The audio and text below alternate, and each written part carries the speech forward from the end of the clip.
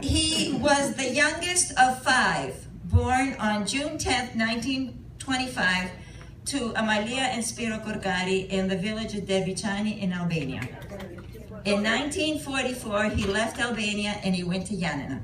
Vorio Ipiros. Feel free to jump in and correct anytime. I have no problem with that. And so he ended up in Yanina. Eventually, he found his way to Pirea, where he met my uncle Leonida, right over there. And they joined the Cristianiki Enosi, a Christian organization.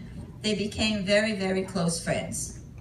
So my uncle Leonida had a sister, my mother Maria, who was a lovely young lady. There was also another man in the Cristianiki Enosi who took my uncle one day and he said, "Hey Leonida, I have a sister and Nico seems like he's a pretty cool guy. Talk to Nico about my sister." Leonida said, "All right, I'll talk to him." And then he thought, hang on, I have my own sister who I need to find somebody for.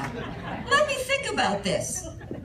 So he wrote my father a letter and he said, "Nico, I have this sister. She's beautiful, she's young, she's available. What do you say?" My father said, "Oh, let me meet her." He met her, he liked her. He said to her, "Maro, feliz na Padre Ftume?" Maro said, "If my brothers like you, that's good enough for me." So in 1955, these two lovebirds got married. Things weren't easy, but they did okay. In 1956, they welcomed their first daughter, Amalia. Life was difficult, but they were okay. They decided to come to Greece, where my grandfather, my father's father, Spiro, had come to live. So in 1959, they came to the United States, and they lived in a basement apartment on Union Street. After that, they moved to an attic apartment on Paleologus Street.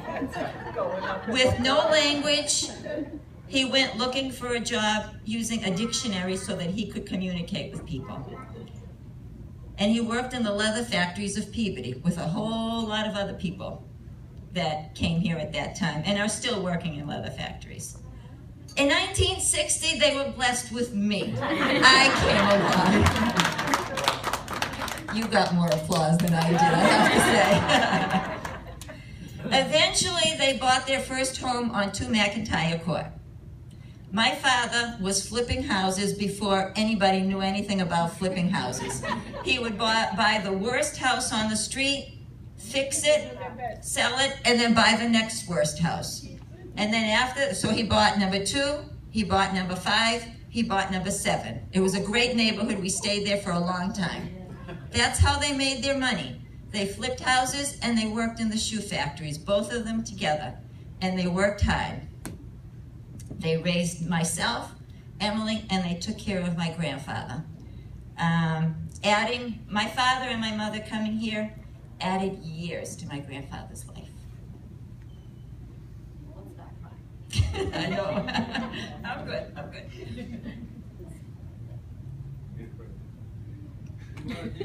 No, I'm good. One second. Okay. Hard work and loving God is what got them through. There was no welfare handed out to them. No. They just worked hard to give their girls and Pappou Spiro a good life. And we had a great life. In 1969, my uncle, my aunt, Thea Leonida, Thea Labrini, and their kids came over. And we were a happy family. We finally had family here with us. In 1972, they opened their first pizza place, Leo's Place. And then after that, Maria's Pizza, and then after that, Middleton House's Pizza. He just kept going and he kept getting better and better. Not only did he do things for himself, but he also taught other people the business. And he taught them the business well, and these people opened their own places and were successful as well. He was always helping others and never asked for anything back.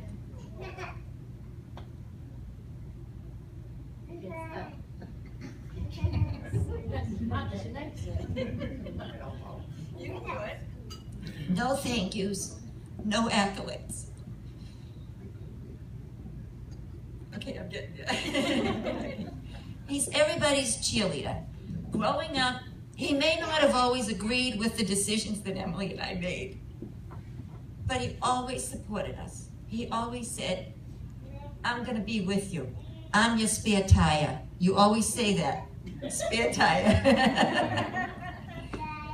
And he still is. And he is for his grandchildren, and now for his great-grandchildren too. And he doesn't ask for anything back. He just asks for love, that's all. He always wanted us to have a better life. He told Emily and I that we were going to go to college no matter what.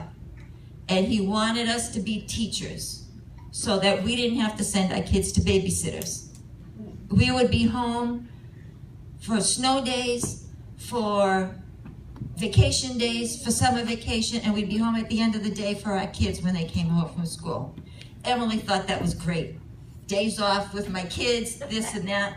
She went to Salem State, she finished school. I wanted to be a hairdresser. He said, no, you're gonna be a teacher. And at that time, we lived on Lafayette Street, and Salem State was up the street. And he said, and you're going to Salem State, look we can see it from here. I can watch you walk, so you don't even need a car. And at that time, tuition, the first year, it was $369. And he gave me $369 in cash. And he said, go pay your tuition and bring me back a receipt. And that's what I did. And I didn't want to be a teacher. I wanted to be a hairdresser, but I was a teacher, and that was the best thing that I ever did. The best thing.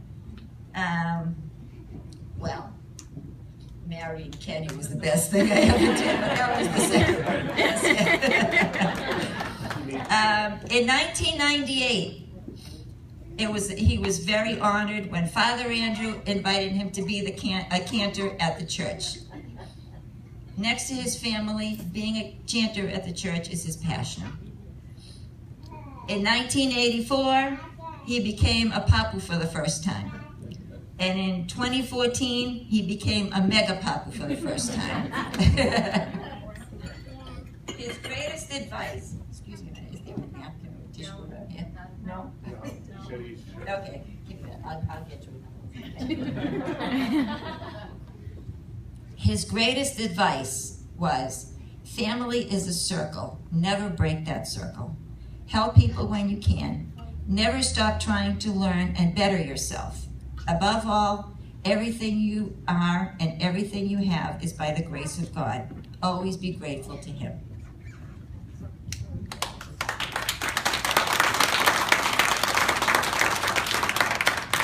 A long time ago, he wrote a poem, and this is going to be in Greek because he wrote it in Greek. And it's called "Το νόημα της αγάπης." Σ' αγαπώ, λέει το χάδι της μανούλας στο βρέφος, που φυλά και χαϊδεύει. Του πατέρα το βλέμμα, το αυστηρό που τρομάζει, το παιδί που ξεφεύγει, σ' αγαπώ πάλι λέει, και οδηγεί και παιδεύει. Σ' αγαπώ θέλουν όλοι κάπου να ακούμε, να μας πούν και να πούμε. Και δεν είναι ντροπή της αγάπης τραγούδι, στις καρδιές που αγαπάμε, ο καθένας την πει.